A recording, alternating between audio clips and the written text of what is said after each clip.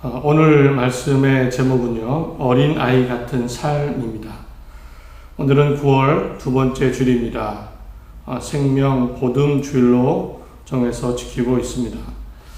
한국교회는 2013년부터 매년 9월 10일 그 즈음에서 생명 보듬 주일을 지키고 있습니다. 생명의 가치, 사람의 가치, 인생의 가치에 대해서 특별히 생각하는 주일입니다. 우리는 점점 삶, 또 생명, 사람에 대한 가치를 점점 잃어가고 있는 것이 사실입니다. 세상에서 일어나는 인종차별, 갑질, 청탁, 폭력, 범죄, 사기, 학대, 살인, 이런 모든 일들은 결국에는요, 사람에 대한 범죄이고 사람을 소중하게 생각하지 않기 때문에 일어나는 일들입니다. 그 원인이 있겠지만 분명한 것은 경쟁해야 되는 그런 자본주의 세상, 또 성공과 돈으로 이루어지는 물질주의 사회, 이 속에서 나도 경쟁하고 나도 살아남기 위해서 발버둥 치고 애쓰고 어떤 목표를 정하다 보면 물질이나 성공이나 내가 원하는 목표가 사람을 앞서게 됩니다. 내가 먼저고 다른 사람은 뒤로 밀려나게 됩니다. 거기에 남들과 비교하게 되면서 만족은 사라지고 불평이 늘어나며 결국에는 내 삶에 대해서도 다른 사람에 대해서도 소중하게 여기는 마음이 점점 약해져 가고 있습니다. 예수님이 이런 경고를 하셨습니다. 마태복음 24장 12절에 불법이 성함으로 많은 사람의 사랑이 식어지리라. 사랑이 식어진다고 경고하셨는데, 그러나 오늘 생명 보듬 주일을 맞아서 우리가 더 열심히 사람의 가치, 생명의 가치를 느끼고 알리고 전하고 실천하고 그렇게 사는 삶이 되기를 간절히 바랍니다. 내 삶에 대해서도 다른 사람의 삶에 대해서도 정말 사랑이 충만한 감사가 넘치는 삶이 되시기를 바랍니다. 오늘은 예수님과 제자들 사이에서 일어난 일입니다. 사실 예수님이 활동하시고 제자들이 살던 시대에도 돈이나 어떤 물질이나 권력이 나누어져 있던 시대입니다. 지금 같은 세상은 아니지만 그때도 돈으로 세상이 움직이고 높고 낮음이 있고 사람들은 이렇게 돈과 권력과 지위를 쫓아서 살던 시기입니다. 나도 남들보다 잘 되길 바라고 더 힘있고 더 편안하고 더 넉넉한 삶을 바라던 세상이었습니다. 그리고 제자들도 그런 시대에 살았으니까 제자들도 그런 생각을 했습니다. 그래서 이번에 제자들은 예수님께 이렇게 물었습니다. 1절에 그때 제자들이 예수께 나와 이르되 천국에서는 누가 크니까?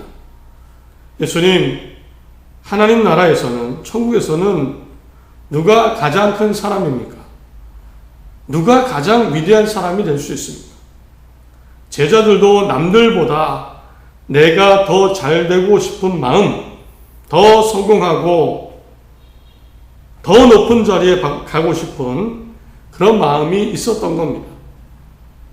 사실 제자들은 이런 모습을 자주 보여줍니다. 길을 가다가도 서로 막 싸웠습니다. 내가 더 높아. 내가 너보다 더 높은 자리야. 심지어 야고보와 요한은요, 어머니를 데리고 와서는 예수님께 나중에 예수님, 하나님 나라가 오면 우리를 좌편에, 우리를 우편에 앉게 해달라고. 내가 넘버 1, 얘가 넘버 2, 그렇게 되게 해주십시오라고 요청을 하기도 했습니다. 이것을 들은 제자들은 또 분노합니다. 사실은 다른 제자들도 그 자리를 원하고 있었습니다. 제자들의 모습이 이러니까 이제 제자들이 노골적으로 어쩌면 기대하고 물었던 겁니다. 예수님, 천국에서는, 하나님 나라에서는 누가 가장 큰 사람입니까? 큽니까? 누가 가장 높은 자리에 올라갈 수 있습니까? 그런 기대감을 예수님께 표현하고 물었습니다. 이런 제자들의 물음에 예수님은 어떤 반응을 보이셨을까요? 그런데 예수님의 반응은요, 제자들이 어쩌면 그 당시 누구나 물어볼 수 있는 물음입니다. 누구나 생각할 수 있는 것인데 정말 무섭고 심각하게 반응하시고 말씀을 하셨습니다. 3절에 이르시되 진실로 너희에게 이르노니 너희가 돌이켜 어린 아이들과 같이 되지 아니하면 결단코 천국에 들어가지 못하리라. 예수님은 천국에 들어가지 못한다고 말씀을 하셨습니다. 지금 너희가 돌이키라고 하셨습니다.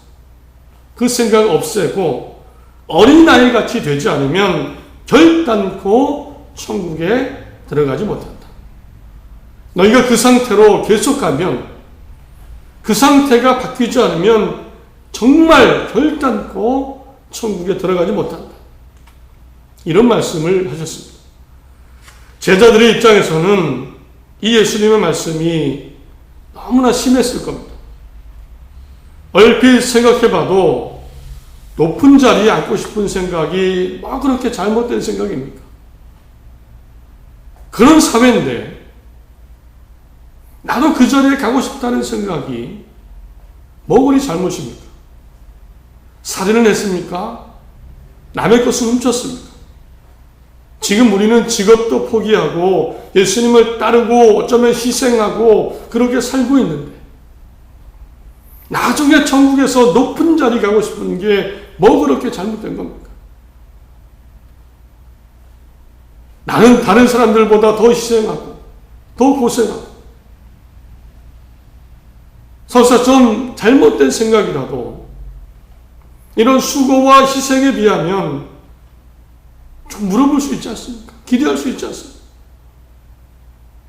결단코 천국에 들어가지 못한다 말씀, 너무한 말씀 같습니다. 제자들의 입장에서는 좀 실망되고 왜 우리가 이렇게 혼나야 되지? 이런 생각이 들 수 있습니다. 이제 예수님은 제자들의 이런 생각이 얼마나 심각한 것인지 말씀을 하시게 됩니다. 예수님은 앞으로 높은 자리를 기대하는 제자들이 앞으로 어떤 행동을 하고 어떤 일들을 하게 될지 그런 일어날 일들을 말씀하셨습니다. 가장 위대한 사람이 되려는 생각, 남들보다 높은 자리 가고 싶은 생각이 왜 그렇게 심각한 생각이고 위험한 것인지 이제 말씀하십니다. 첫째로는요, 누군가를 실족하게 만들기 때문이다.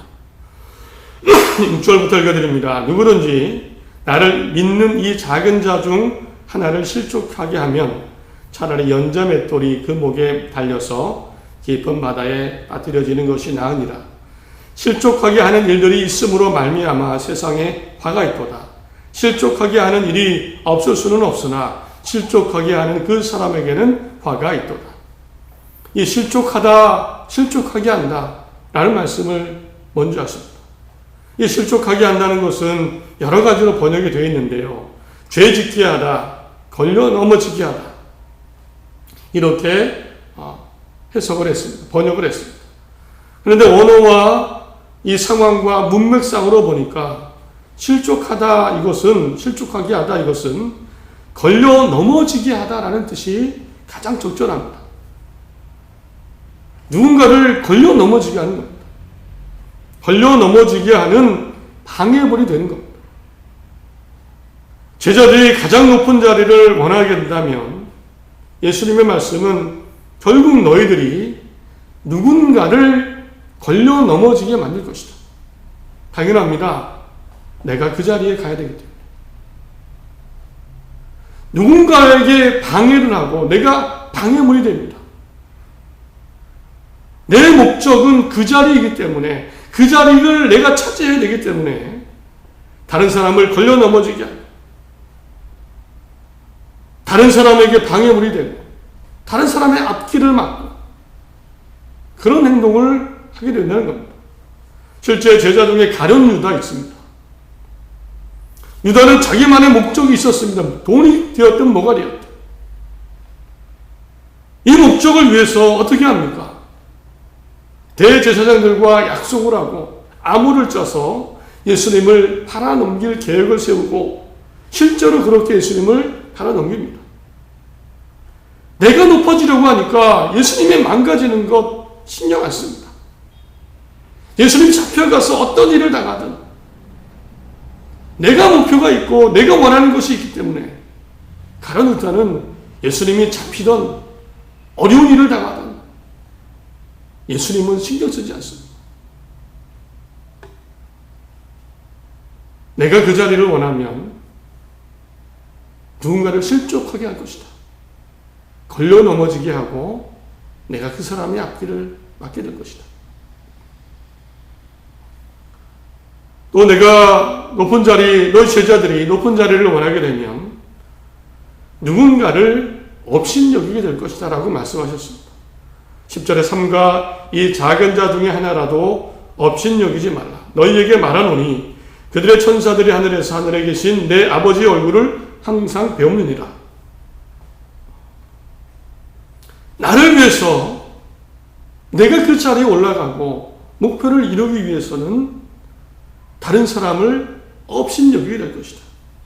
결과를 내야 되기 때문에 괴롭힐 수도 있고 다그치고 화를 낼 수도 있고 신체적으로 심리적 정신적으로 학대하고 괴롭히고 또 이용할 수 있습니다. 내 목표가 있기 때문에 그렇게 하는 것은 결국 그 사람을 업신여기고 나보다 못하게 여기는 겁니다. 성과를 내기 위해서 우리 사회에 이런 일들 많이 봅니다. 성과를 위해서 제자를 폭행하고 부하 직원을 괴롭히고 내 기분이 나쁘다고 함부로 말하고 손님에게 나쁜 음식을 팔고 약자를 속이는 사기꾼이 있고 이 모습들의 근본에는 내가 원하는 것을 얻기 위해서 그 사람이 망가지던 피해를 보던 어려운 일을 당하던 신경 쓰지 않습니다. 그 밑바닥에는 업신여기는 마음. 그 사람이 나라면, 그 사람이 내 형제 자매라면 그럴 수 있을까요? 그렇지 않습니다. 업신여기고 있는 상태입니다. 이런 사람이 하나님 나라의 천국의 영생에 들어갈 수 있습니다. 지금은 아니지만 높은 자리를 기대하는 제자들이 앞으로 하게 될 행동들이었습니다. 그래서 예수님은 이런 방법을 알려주셨습니다. 이렇게까지 말씀하셨습니다. 누구든지 나를 믿는 자, 이 작은 자 중에 6절입니다. 하나를 실족하게 하면 차라리 연자맷돌이 그 목에 달려서 깊은 바다에 빠뜨려지는 것이 나으리다. 이 말씀은 경고의 말씀입니다. 작은 자 중에 업신여기고 그 사람을 걸려 넘어지게 하면 연자맷돌 큰 바위를 끼고 물에 빠져 들어가는 것이 낫다. 하지 말라는 겁니다. 그만큼 나쁜 죄악이다. 8절에 만일 내 손이나 내 발이 너를 범죄하게 하거든 찍어내버리라. 장애인이나 다리 저는 자로 영생에 들어가는 것이 두 손과 두 발을 가지고 영원한 물에 던져지는 것보다 나으니라. 내 한쪽 손이나 내 한쪽 발이 나를 위해서 남을 속이고 상처 주고 때리거나 괴롭히면 찍어버려라. 목표와 뭔가를 이루기 위해 내 손이나 발이 한쪽 손이나 한쪽 발이 그런 일을 하면 찍어버려라. 한쪽 팔로 저는 다리로 영생에 들어가는 것이 더 낫다. 영원한 불보다. 9절에 만일 내 눈이 너를 범죄하게 하거든 떼어내버리라. 한 눈으로 영생에 들어가는 것이 두 눈을 가지고 지옥불에 던져지는 것보다 나으니라. 내 한쪽 눈이 나를 위해서 누군가를 업신여기고 찡거리고 경멸하고 속임수의 눈빛을 보낸다면 빼버리라. 그것을 안 할 수 있도록. 두 눈으로 지옥불에 들어가는 것보다 한쪽 눈으로 영생에 들어가는 것이 낫다. 그만큼 위험한 일입니다. 제자들은 단순히 천국에 사는 나라에서 누가 가장 큰 사람입니까? 내가 어떻게 그렇게 될 수 있습니까? 라고 물었는데, 그런 생각으로 그런 목표로 살다 보면 사람을 업신여기고 걸려 넘어지게 하고 정말 사람을 망치고 해하고 상처 주는 그런 일들을 할 수 있기 때문에 눈을 빼버려라. 손과 발을 자르고 영생에 들어가라. 이런 말씀까지 하셨던 겁니다. 예수님 모실 때 이 제자들의 생각은 너무나 위험한 생각이었습니다. 사실 우리도 그렇지요. 사실 우리도 나도 잘 되고 싶은 생각이 있습니다. 높은 자리에도 앉고 싶을 때가 있습니다. 욕구가 있고 욕망이 있고요. 남들보다 잘 되고 싶고 더 많았으면 좋겠다는 생각도 합니다. 우리는 나에 대해서 또 다른 사람에 대해서 어떻게 살아야 될까요? 지금 제자들은 그런 상태입니다. 예수님의 제자였지만 정말 일반 사람들과 똑같은 모습이었습니다. 그들에게 높은 자리, 내 목표, 그렇게 살려고 하는 그런 상태의 제자들에게 예수님은 어떤 말씀하셨을까요? 우리에게 주시는 말씀이죠. 이제 예수님은 제자들에게 이렇게 말씀하셨습니다. 알려주셨습니다. 예수님이 알려주시는 것은 가장 먼저 하나님의 마음이었습니다. 14절입니다. 이와 같이 이 작은 자 중에 하나라도 잃는 것은 하늘에 계신 너희 아버지의 뜻이 아니니라. 예수님은 하나님의 뜻이 한 사람도 잃어버리지 않는 것이라고 알려주셨습니다. 하나님은 결코 한 사람도 죽거나 잃어버리거나 포기하신 적이 없으십니다. 이것은 나에 대해서도 마찬가지고 우리 모든 사람에게도 마찬가지입니다. 하나님은 한 사람도 포기하거나 잃어버리기를 원치 않으십니다. 물론 하나님의 정한 기준에 따라 그렇습니다. 정의의 기준. 잘못하면 혼도 내시고 벌도 주시고요. 또 나중에선 정의와 진리 안에서 심판도 하실 겁니다. 그러나 그때까지도 하나님의 마음은 똑같습니다. 한 사람도 결코 잃기를 원하지 않으십니다. 99마리의 양이 내 안에 있어도 한 마리가 집을 떠나고 도망을 갔어도 그 양을 찾아 떠나시는 마음이 하나님의 마음입니다. 사람에 대한 마음입니다. 모든 사람에 대한 마음입니다. 예수님이 가장 먼저 제자들에게 나 다른 사람보다 높아지고 싶습니다 라고 하는 제자들에게 하나님의 마음, 하나님은 모든 사람을 한 사람도 잃기를 원하지 않으신다. 이것을 알려주셨습니다. 그리고 구체적으로 극단적으로 이렇게까지 말씀하셨습니다. 예를 들어 죄 지은 사람이 있습니다. 어떻게 해야 됩니까? 끝까지 포기하지 말아야 된다는 말씀하십니다. 죄 지은 누군가가 있더라도 그를 포기해서는 안 된다. 죄 지은 사람, 하나님이 버릴 것 같은 죄 지은 사람인데 그 사람을 포기하지 말라는 말씀하셨습니다. 15절부터 읽어드립니다. 내 형제가 죄를 범하거든 가서 나와 그 사람과만 상대하여 공부하라. 만일 들으면 내가 내 형제를 얻은 것이요. 만일 듣지 않거든 한두 사람을 데리고 가서 두세 증인의 입으로 말마다 확증하게 하라. 만일 그들이 말을 듣지 않거든 교회의 말하고 교회의 말도 듣지 않거든 이방인과 세리와 같이 여기라. 어떤 죄 지은 사람이 있습니다. 그러면 내가 먼저 가서 죄 짓지 말라고 얘기하는 겁니다. 그 그래도 돌이키지 않으면 두세 사람, 한둘이 같이 가서 또 말합니다. 그래도 듣지 않으면 포기하지 않습니다. 교회 말에서 무리가 함께, 공동체가 함께 돌아오라고 얘기합니다. 그래도 돌아오지 않으면 이렇게 합니다.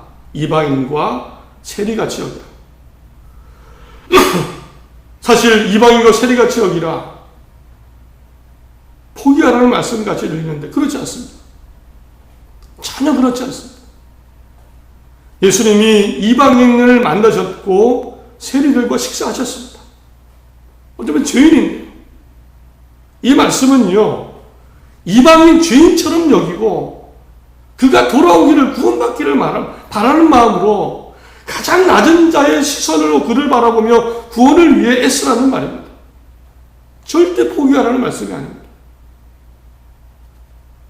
예수님은 하나님의 마음을 사람들을 향한 하나님의 마음을 알려주시고 심지어 죄인들까지도 포기하지 말라고 알려주셨습니다. 18절 20절에는 기도하라고도 하셨습니다. 진실로 너희에게 이르노니 무엇이든지 너희가 땅에서 매면 하늘에서도 맬 것이요 무엇이든지 땅에서 풀면 하늘에서도 풀리리라. 진실로 다시 너희에게 이르노니 너희 중에 두 사람이 땅에서 합심하여 무엇이든지 구하면 하늘에 계신 내 아버지께서 그들을 위하여 이루시리라. 이 말씀에 누구를 위해 기도하라는 겁니까? 그 죄인, 이방인 세리 같은 사람, 두세 사람이 모여 기도하면 하늘이 움직일 것이다. 포기하지 말고 기도하라. 심지어는요, 7번씩 70번을 용서하라고 하셨습니다. 베드로가 반문합니다. 아니 예수님, 형제가 저에게 죄를 여러 번 범합니다. 그러면 어떡합니까? 그래도 용서해 줘야 됩니까? 나에게 여러 번 죄를 짓습니다. 아니 어떡합니까? 예수님의 말씀은 22절에 예수께서 이르시되 내가 이르노니 7번뿐 아니라 7번을 70번까지도 할지니라. 용서에 용서를 하며 끝까지 포기하지 말라는 그 말씀을 하셨습니다. 이것이 제자들의 단순한 물음입니다. 천국에서 누가 가장 큰 사람입니까? 이 기대감을 갖고 있는 제자들의 모습, 미래의 삶을 예상하시고 말씀하신 내용입니다. 끝까지 포기하지 말고 그를 위해 기도해주고 끝까지 용서하며 그 하나님의 마음을 닮아서 살아야 된다. 나나 다른 사람에 대해서 이런 생각으로 살아야 된다. 이 말씀을 알려주신 겁니다. 우리도 분명히요, 오늘 예수님의 말씀을 기억하며 이 시대를 살아야 됩니다. 사랑은 점점 식어지겠지만 하나님의 마음, 정말 하나님의 마음은 사랑의 마음입니다. 실제로 모든 사람을 위해서, 나를 위해서, 어떤 죄인이라도 모든 사람을 위해서 예수님을 보내시고 그 구원의 길을 열어주시는 것이 하나님의 사랑입니다. 나를 포기하지 않으실 겁니다. 당연히 나와 우리 가족, 모든 사람을 하나님은 포기하지 않으실 겁니다. 우리도 하나님의 마음을 닮아야 됩니다.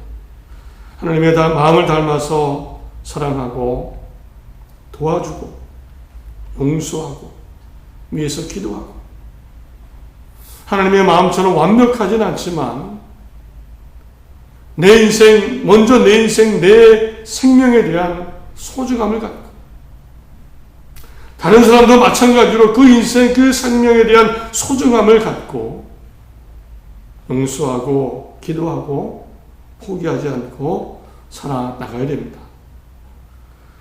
말씀을 맺습니다.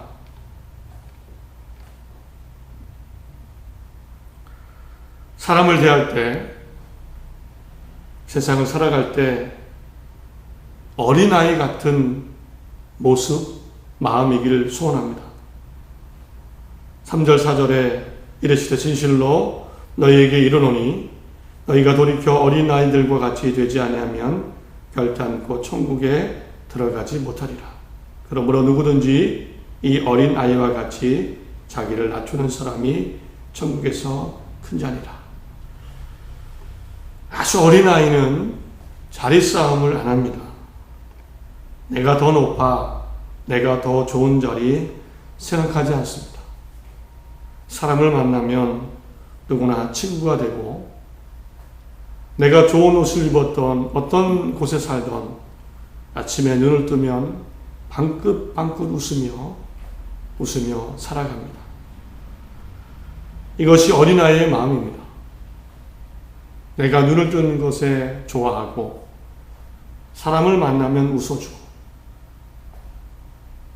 어떤 판단과 어떤 비교가 아니라 그저 눈을 뜨고 살아가고 사람을 만나고 밥을 먹고 숨 쉬는 것, 이것에 웃고 좋아하고 매일매일을 살아가는 것이 어린아이의 모습입니다. 예수님은 말씀하십니다. 어린아이같이 나를 낮추고 살아라. 우리도 그런 어린아이 같은 마음으로, 삶으로 살았으면 합니다. 사람들을 대할 때, 또 내 삶을 대할 때 늘 감사하고 사랑으로 사시기를 간절히 바랍니다. 당연히 내가 어린아이가 되면 하나님은 부모님같이 우리를 보살피실 겁니다. 보살피실 겁니다. 필요를 채우시고 하나님 나라에 이를 때까지 손잡아 선하게 인도해 주실 것입니다. 새로운 한 주입니다. 차가운 마음, 미워하고 분노하고 실망한 마음 다 내려놓고 하루하루 기쁨과 감사와 사랑으로 사시기를 간절히 소원합니다.